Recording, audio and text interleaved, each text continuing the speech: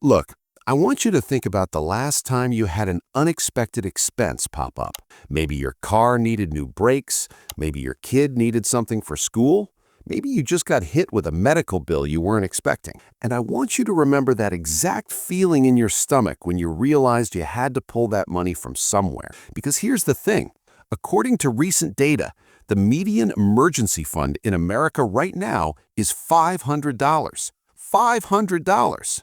And when Americans actually need to tap into their emergency savings, more than a quarter of them are pulling between $1,000 and $2,500, which means most people don't even have enough saved to cover one legitimate emergency. My name is Lucas, and I spend way too much time thinking about why people stay broke even when they're working their tails off. If you're someone who feels like you're doing everything right, you've got a job, you're paying your bills, maybe you're even saving a little, but you still can't seem to get ahead financially, make sure to hit the subscribe button and give this video a thumbs up if this helps you out.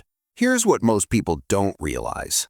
The difference between being financially stressed and being financially stable isn't some massive number like $1 million in the bank. It's not even $100,000. The real turning point, the number that actually changes your life, is $1,000 a month in additional income. And I'm going to show you exactly why this specific number matters more than any other financial goal you could set. Let me hit you with some statistics that should honestly make you mad. Over half of Americans, 53%, reported experiencing a negative change to their personal finances in just the past 6 months. We're not talking about last year or 5 years ago, 6 months. And nearly 70% of Americans say financial uncertainty has made them feel depressed and anxious. This isn't just about money. This is about your mental health, your relationships, your ability to sleep at night. Now, you might be thinking, Lucas, why is $1,000 the magic number? Why not 500 or 2,000? Great question. And this is where it gets really interesting, because the psychology and the mathematics line up perfectly. First, let's talk about what $1,000 a month actually covers. For most Americans, that's roughly one of these: your rent or mortgage payment, your car payment plus insurance plus gas, your entire grocery bill for the month, or your student loan payment and all your utilities combined. It's basically one major category of your life. So when you have an extra $1,000 coming in every month that you don't have to work for, passive income, side hustle income, investment income, whatever, you've essentially made one of your major expenses disappear.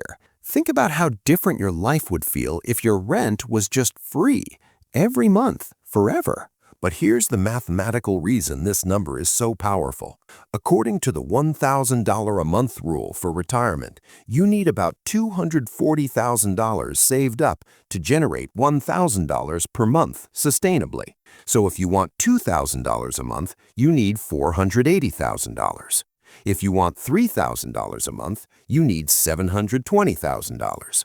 The numbers scale linearly, which means that the first $1,000 per month is actually the template for your entire financial future. Here's where most people completely miss the point. They think, okay, $1,000 a month, that's $12,000 a year. That's nice, but it's not life-changing. Wrong. That's not how money actually works when you understand compounding. Let's say you take that extra $1,000 per month and you invest it instead of spending it. If you're investing $1,000 monthly at an 8% annual return, after 10 years, you don't have $120,000. You have approximately $183,000. After 20 years, you're looking at over $550,000. After 30 years, you're well over $1.4 million. $1,000 a month invested consistently is the difference between retiring broke and retiring a millionaire. And this is not theoretical. This is just math. But here's what really gets me excited about this number. And it's not even the math. It's what it does to your brain. When you have zero additional income beyond your paycheck, you're in survival mode. You're living paycheck to paycheck, which describes the majority of Americans right now.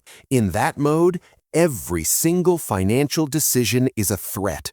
Every unexpected expense is a crisis. But the moment you have $1,000 a month coming from somewhere other than your primary job, something changes psychologically. You're no longer trapped. You're no longer one bad month away from disaster. And that shift from scarcity mindset to abundance mindset, that's when you start making better decisions. Research shows that financial stress literally impairs your cognitive function. It makes you worse at problem solving, worse at planning, worse at everything. 63% of Americans say money worries have kept them up at night. Now, you might be thinking, okay, Lucas, this all sounds great, but how do I actually get to $1,000 a month? And there are basically 4 paths. Path 1. The side hustle route. The average side hustler in 2024 was earning $891 per month. That's already basically at our target. Millennials with side hustles average $1,129 per month. So this isn't some fantasy number. Real people, probably people you know, are already doing this. The difference is they started. They stopped waiting for permission, stopped waiting for the perfect opportunity, and they just started building something on the side. Path 2. The investment route. If you want to generate $1,000 per month in passive investment income, you typically need between $240,000 and $300,000 invested. Now, I know what you're thinking. Lucas, I don't have $300,000 lying around. Obviously, nobody does at first.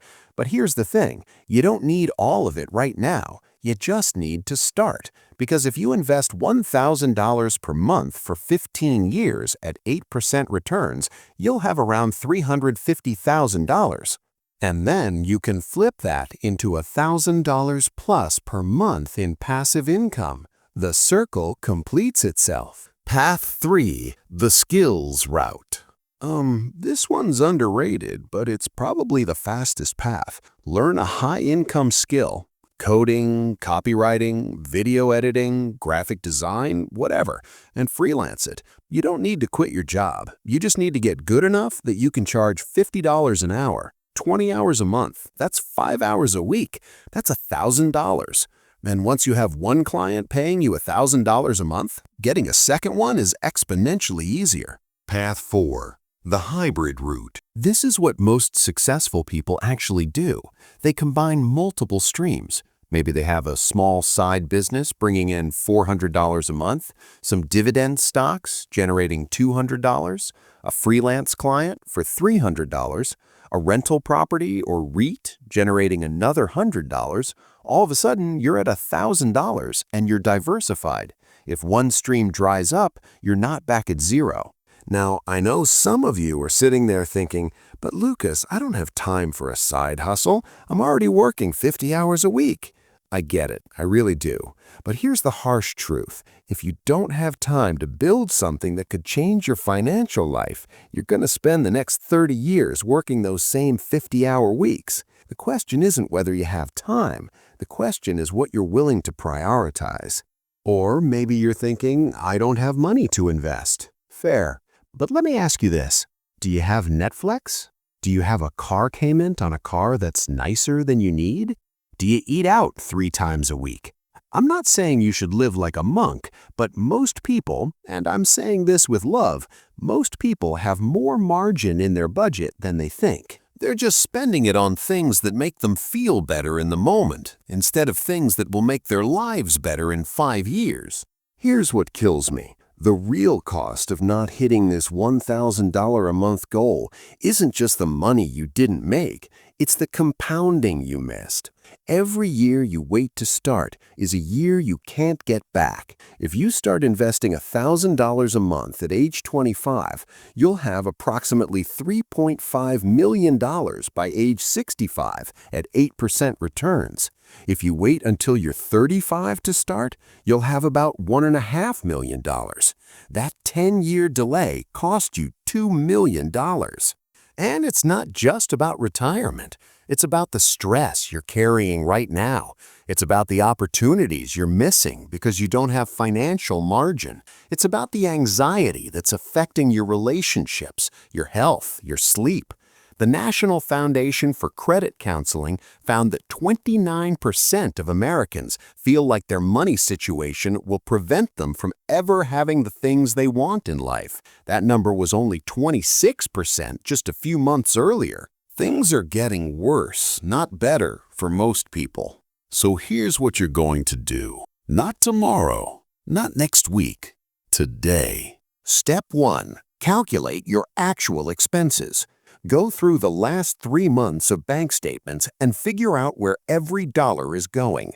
You cannot optimize what you don't measure. Step 2. Identify one income stream you can realistically build in the next 90 days. Maybe it's freelancing. Maybe it's selling something you're good at making. Maybe it's starting a YouTube channel or a blog. Pick one thing. Step 3. Commit to one specific action every single day for the next 30 days that moves you toward that $1,000 a month goal. Not work on it when I have time. One specific action every day, 30 days. If you can't commit to that, you don't actually want it. Step 4. Track your progress weekly. How much did you make this week from your new income stream? Even if it's $10, that's progress. Celebrate it. Learn from it, and do it again next week. Step 5. Once you hit your first $100 per month, immediately start investing at least half of it. Don't wait until you hit $1,000 to start investing. The habit is more important than the amount. The financial stress you're feeling isn't permanent. Your financial future isn't going to build itself. But the good news? You don't need $1 million to change your life. You just need $1,000 a month, and you can start building toward that today. I'll see you in the next one.